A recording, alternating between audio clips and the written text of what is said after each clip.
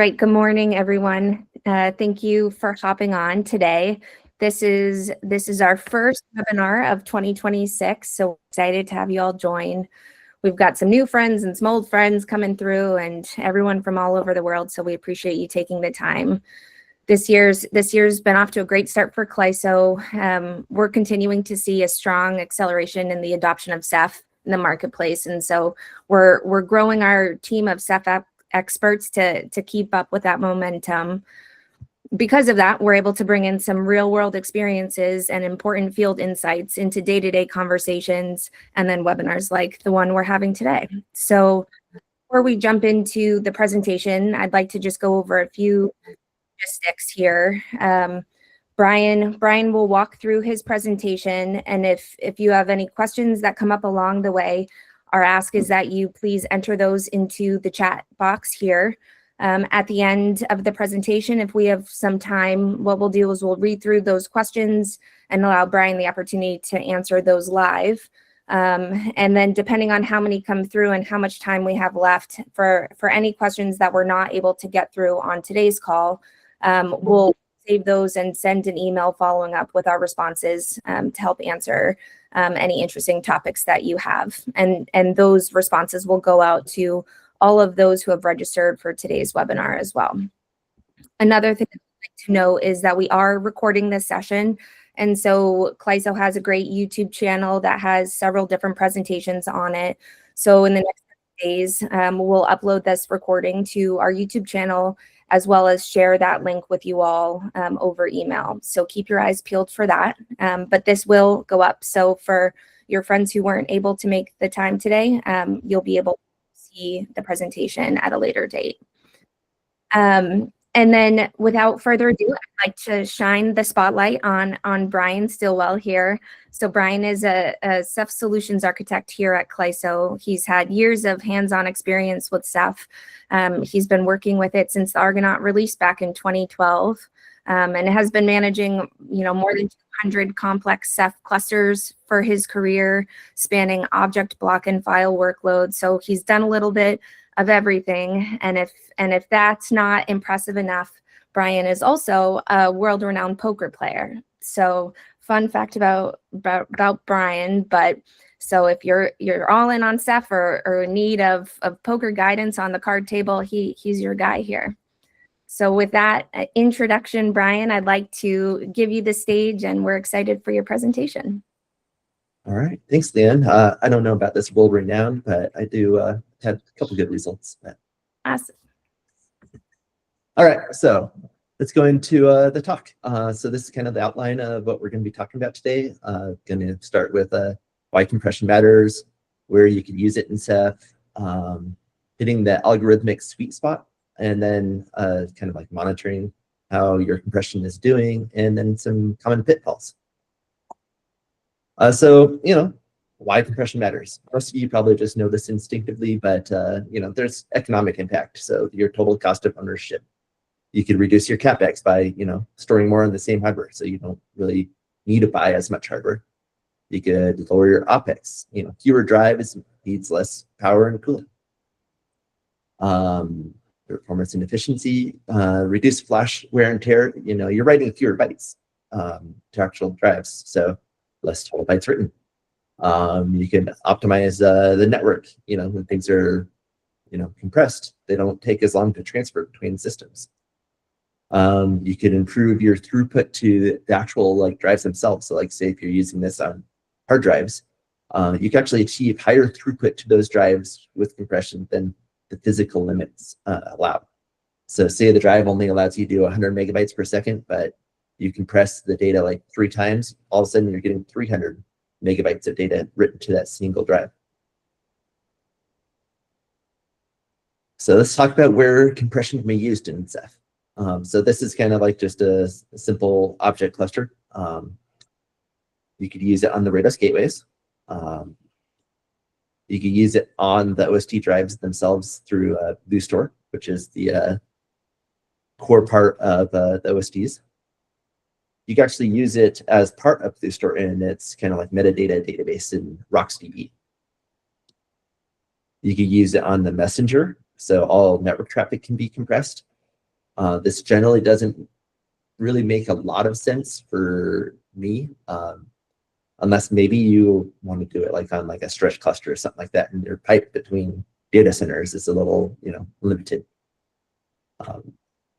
And then also, like, one idea I had is you can actually use it on the Linux servers themselves using like ZRAM. So you can actually, RAM's getting pretty expensive, so you can actually compress that memory and use it on the servers themselves. Probably makes sense for an archival workload than a high performance workload, but it's always a possibility. So before we get started, can your data even be compressed?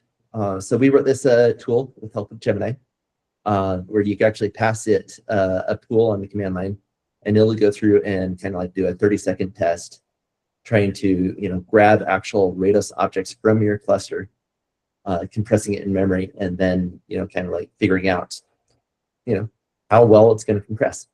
If it's showing like your space savings being -1%, probably don't want to enable compression in your cluster. You can actually find the script at this address here. So now I want to go into the algorithms. So this is the kind of like the OG algorithm, gzip. Came out in like 1992. I'm sure everyone's familiar with it, but this is kind of like, did this to kind of like show you how the different compression levels in gzip work. So like the lower the compression level, the lower the compression. So this is the compression ratio on the left side. This kind of like tells you like, I don't know, how many bytes in the original become 1 byte in the output. So at level 1 of gzip, you're probably around 2.7 bytes of the input becomes 1 byte in the output. For level 9, you're getting over like 3.2.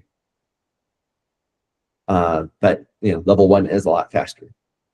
So the way to kind of read this is, you kind of want your compression to be on the right and on the top. So you want high compression and fast throughput. So after gzip came bzip2, like in 1996. It got decently better compression rates. This actually isn't in Ceph, but just for comparison, it was higher compression rates, but slow. So like almost every compression level was right around 20 megabytes per second on my test system, which was a Ryzen 7. And then in 2011, so like 15 years after bzip2, LZ4 came out. This is kind of like the speed king. It's all of a sudden, beats level 1 of gzip by like 4x, like 400 megabytes per second. But it didn't achieve such a high compression ratio. So, again, this is like level 1 over here, level 2, level 3. But for the most part,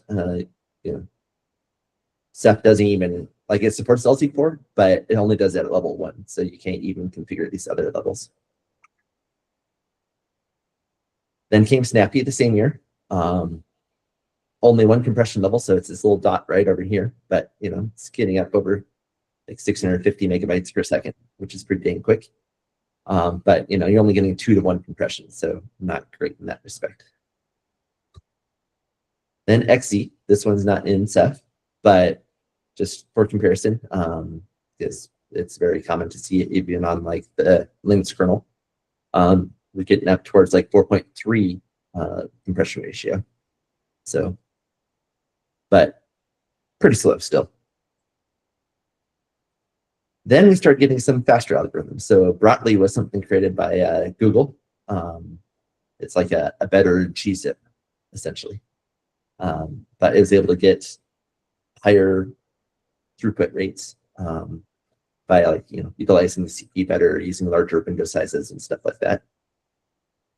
Intel in 2016 came out with this optimized version of gzip using the ISA-L library. So we were able to get like 400 megabytes per second at a higher compression ratio than LZ4. And then ZStandard came along, same year, 2016. And you can kind of see like the lowest compression level, level 1, we're doing 400 megabytes per second with a 3x compression ratio. So quite a bit better than LZ4 at the same speed. So it kind of like makes you think like, hey, Z standard, that's the compression I want, because it's not only, you know, fast, but it's also like gives me good compression. And then decompression, that's kind of like completely different situation, but they kind of all kind of like bundle in different groups. So like gzip here, the higher the compression, the faster it decompressed, but bzip2 is the opposite. The higher the compression, the slower it decompressed.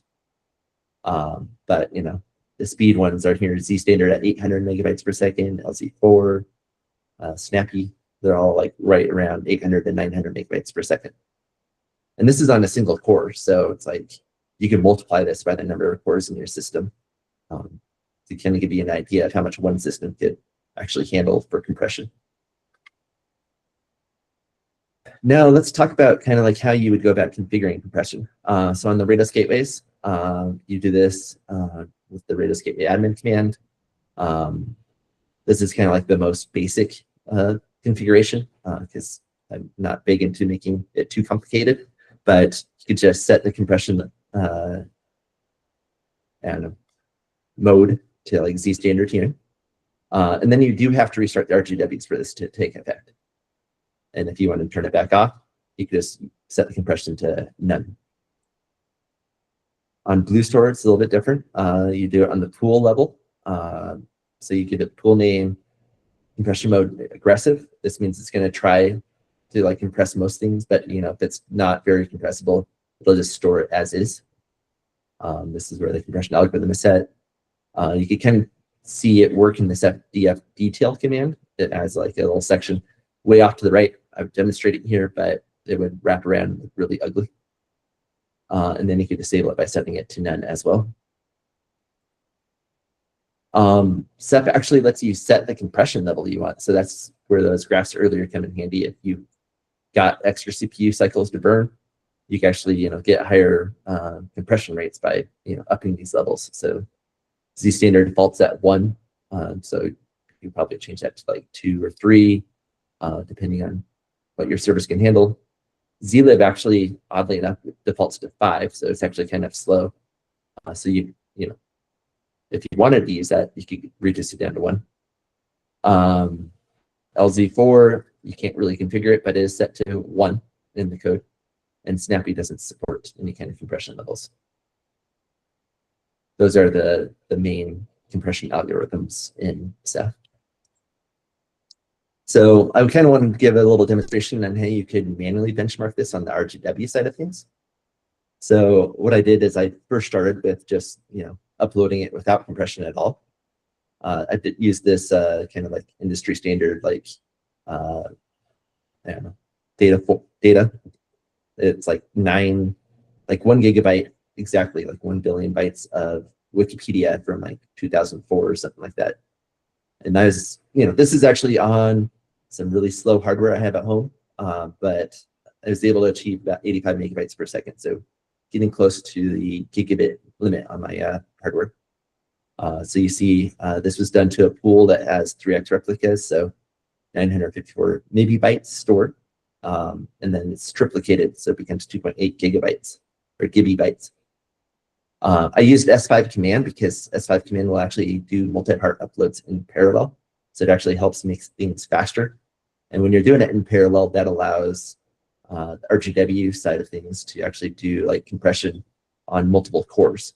So if you don't do it in parallel, only one core is doing it. So that's your limit on how fast things can go. And then, you know, remove the object, do, like perform garbage collection. So that way it's ready for the next test. And you can actually download this test file and try this test yourself from this website here. Next up is using BlueStore compression. Same data, same, you know, RGW and everything, but it only was able to achieve 48 megabytes per second. And then if you look at the pool stats, it's a little weird because it's like it compressed it, but it still says 954 megabytes stored, 249 objects, but it used 1.5 gigabytes. So there's only like a 50% amplification instead of like a 3x amplification. and then same cleanup process. And then we go through and do RGW compression. I was actually able to achieve 152 megabytes per second, which is like faster than the network even allows. It shows that it stored 341 megabytes, so basically 3x compression ratio. It used less objects, which this is pretty important because when you're doing like recovery operations on your cluster, like a drive fails or something, it's moving less objects around. Each one of those becomes like a seek. So if you are going for performance, you want less seeks on hard drives that you can. And then that uses 1,022 megabytes. So almost no overhead at all. Like storing 1 gigabyte stored, became 1 gigabyte, even though you're doing 3x replica. So that's actually pretty cool. This is kind of like a table to kind of show those results. So you can see with BlueStore 3x replica, you're still using 249 objects, same as with no compression. So you don't get any benefit of reduced seeks when you use BlueStore. And then RGW with C standard seems to be like the sweet spot here. BlueStore compression, yeah. So when you do BlueStore compression, you're actually like compressing the data like 3 times if you're doing 3 replicas. If you're doing erasure coding, maybe you're doing it 11 times with E plus 3 erasure coding. I mean, each one's going to be smaller, but you're still starting out through 11 different compression processes. So RGW compression seems to be the best solution. Beats BlueStore, higher throughput, faster uploads, higher compression, less space used, fewer objects, speeds up recovery and balancing. And then, in testing, if you ever hit Control-C, you end up with like a multi-part upload that's incomplete. So this kind of like describes like how you could clean that up. So you can list your multi-part uploads with the S3 command, and then it'll like show you, kind of like a list of all your multi-part uploads that are in progress or pretty much in progress, even though there's not any new parts getting uploaded. So you have to like abort the multi-part upload and give it, kind of like that really ugly stream at the end there. And then you do perform the garbage collection again. So all of these graphs were created with some benchmarking scripts, also created with the help of Gemini. But it goes through and it tests like each, compression algorithm, and then like different levels. You could actually specify which versions of Z standard you want to test against, because it has gradually gotten faster with like newer versions. And then there's this another tool to like, this one creates like JSON files that like has all the information in it, and then this one grabs those JSON files and creates nice little graphs using matplotlib and a tool called Seaborn. You can monitor your compression by doing bucket stats. So compression is like done per bucket, like at least the reporting is. So you can see this one storing 1 billion bytes, but it's actually only utilizing 357 million bytes, so 357 megabytes. And then on BlueStore compression side, you could use FDF detail again, or you could actually see it. Since the compression happens on each OSD and has to be kind of like enabled in each OSD, you do a perf dump and you can actually see compressed. So what are some of the common pitfalls? Incompressible data penalty. So like if you are trying to like compress data that's already compressed, you're just wasting CPU cycles because it's not going to be able to find any kind of like patterns or entropy to kind of like reduce the size of things. Same goes with encrypted data. If you encrypt it before you compress it, it's just kind of random data, so it doesn't compress very well. So the secret there is you want to compress before you encrypt it. See, you don't have enough CPU cycles on your RGWs, like they're already running at 90% CPU utilization. That only leaves you like 10% to like do compression, and that's probably not going to be enough to make it worthwhile. I mean, you could always add more nodes, which could probably make sense for you because spending a few grand on more servers to do compression could save you like tens or hundreds of thousands of dollars on your, drives and additional servers that you would need, data center space. Enabling compression doesn't compress data that's already in the pool. So, if you just turn it on and you got data there, it doesn't go through and recompress everything. And then it's also not useful for small objects. It needs like quite a few bytes to be able to do any compression at all. So like you're doing, like if you have a whole bunch of like 10 kilobyte files, you're not going to really see a whole lot of benefit from doing compression on them. Some of the future testing that we could do, AMD has a library called AOCL compression. It's kind of like a vendor optimized CPU library, kind of like Intel's ISA-L that's bundled into Ceph. It is not bundled. AMD's solution isn't bundled into Ceph, but maybe that's something that could be possible. You could do hardware offloading. So Intel makes something called Quick Assist, where it's basically like, and you could have a card, or more recently, it's actually included in their CPUs, and it's just like you stream data to it, and it gives you back compressed data. So like, some of the I don't know, spec sheets show like you could achieve rates of like 70 gigabits per second or something. So that seems like pretty impressive. NVIDIA also makes something called NVComp that could be worth testing as a way to offload to a GPU. And then like, it's been a while since there have been any updates. Like Z Standard came out in 2016. Like, what have they been doing the last 10 years? Well, they've been looking into like AI related stuff. So neural network compression could be a possibility in the future. Like an NCP by Fabrice Ballard, the guy that did like QEMU and FFmpeg, achieves like ridiculously high compression rates at extremely slow speeds. So right now, it doesn't make a whole lot of sense. So conclusions, Z Standard is usually the best choice. It's fast and good. Compressing on the RGB is better than on the BlueStore OSDs. And then don't compress data that doesn't compress, because it wastes CPU cycles. And that's all I have. So we can open it up to questions now. Awesome. Nicely done, Bryan. Thank you for that. So we're doing great on time. So we've got a couple questions that have come through. Thomas put in the first one that says the official Ceph recommendations for BlueStore is not to use D standard. Is that correct in your opinion? So I know originally Sage did a bit of testing on it, but he was doing it all on level 5 compression.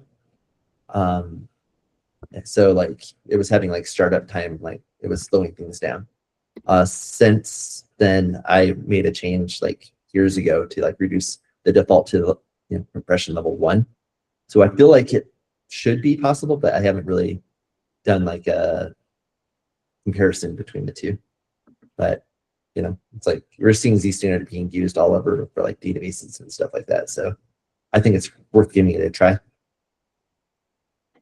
Awesome. All right. Question number 2 is from Marco. These tests have been done with 250 objects. Is that a bit low? It is a bit low, but depending on your data, it's like you're going to see quite a bit different results. Like you won't see the exact same compression levels I will, because I'm using like a standard benchmark, Silesia or something .tar. It's like a standard benchmark file, just to get an idea. But it should be pretty consistent. Like with like the more data you add, it should see that equal compression if it's all very similar data. Okay, great. Okay, I'm going in. We've got some comments from Anthony here, and we got Dan with another question. The question is, can I change the compression algorithm? I started with LZ4 to Z standard. You can. It won't recompress your old ones, but the new data, any new data will be written with the new algorithm. So like from my experience, like I've actually had quite a bit of success with doing compression on RGWs. It was like been a few years, but we saved like we didn't have to make another hardware purchase. Is essentially what it happened to be, and that was because I don't know. Let's see. Yep, just because we didn't need to. But the workflow was like, it was like backups, like VM images. So every month, like there'd be like a new set of images, and they'd remove, the old ones. So it took about a month, but all the new data ended up getting the compression algorithm after that. Okay. Our chat box is coming alive here, so I'm sorry. I'm gonna try and scan through some questions here. John's asked a question here. He said, I noticed a comment in and he linked to the blog that says Blue Store improved compression and a new faster wall. Do you know anything about improved compression? What improved compression means, or new algorithms added? And no new algorithms were added that I know of. But yeah, I don't really know exactly what changed. I think it just, they ended up finding a more efficient way to do the compression. But yeah, I would have to get back to you on that. Okay, that's great. And just so everyone knows, any of our comments and questions, we'll revisit these after, and if there's anything we can add, we'll send that information to you over email. Okay, Thomas, is there a way to recompress? Like, does changing the PG number values or something force a recompression? Just an example for an operation that could force it. So on Blue Store, you could kind of like, move the data off the drive and then move it back on, but that's like a really time-consuming solution. And then also on the RTWs, you're just gonna have to like download the object and re-upload it. There's not any tools that I know of that will do that automatically for you. Okay, great. Another question here. We've got, what about latency, tail latency and IOPS?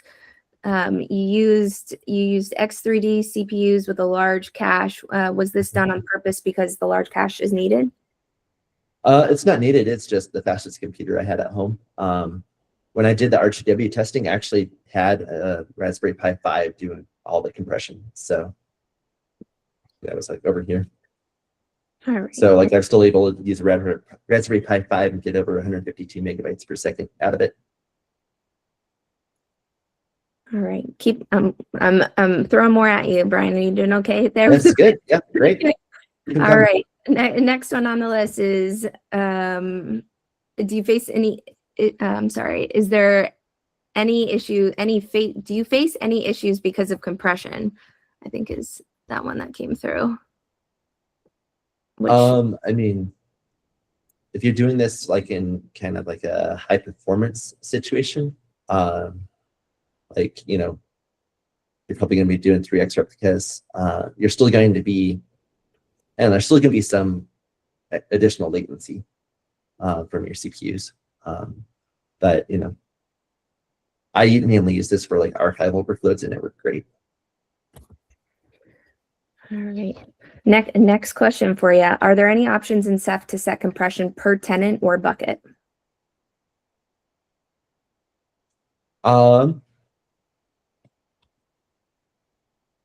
I did. This is how I was implementing it. So I mean, imagine if you do like a different zone, you can. But I try to keep things simple. So I'm not sure if you can do it per person or per tenant. I'd have to get back to you on that one as well. Okay, awesome. And sorry, I'm trying to keep up with the comments here. With the comments here coming through, and trying to pick some questions here. So.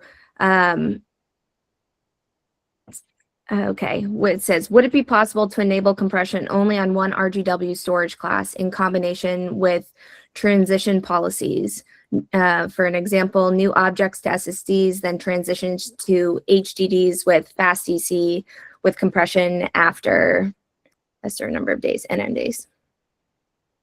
I mean, you could definitely target like certain RGWs are the only ones doing compression. Because like the compression used is actually stored with the object, so it'll know if it's used Z standard or LZ4 or gzip or something. So it'll know how to like decompress it. I don't know if that answers the question completely or not.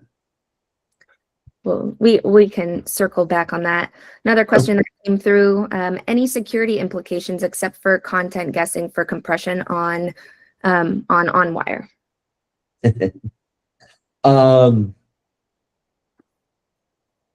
I've definitely heard of this before, but I think it's usually applied to like deduplication. Like, you know, you upload something and it's already in the data, like in the storage, and it like all of a sudden responds back a lot quicker because you know it's already there. As for, we don't do deduplication in Ceph yet. I think there's some actually in the ArchDB with like Tentacle, but not that I'm aware of. All right, and then we've got another question for you. Thanks, Thomas, for reposting this here. I'm trying to keep up in the chat. Did anyone yet think of doing background compression in something like a tiering setup to allow better compressions? There's definitely been talk about that. We have even created something that'll like do it as part of a scrub, like at least for BlueStore. But I think that pull request is still pending. I wasn't actually involved with that one, but I believe it's out there. And yeah, that's all I can give. All right. Awesome. Well, I want to kind of wrap this up. We're under time, but you've wowed us with your presentation and you've answered all our questions. And so I just want to thank everyone for joining, and thank you, Bryan, for taking the time to walk us through this. As I said at the beginning of the presentation here, we will be reposting this on the Clyso YouTube channel, and we'll be sending out any additional information over email following, and let you know when everything's live, and answer any additional technical questions that I may have lost. But applause to you, Bryan, and thank you everyone for joining us today. Yeah, thank you. And also I'm hoping to be able to do this presentation at Ceph Days Raleigh. So awesome. Might be some updates there that could be interesting.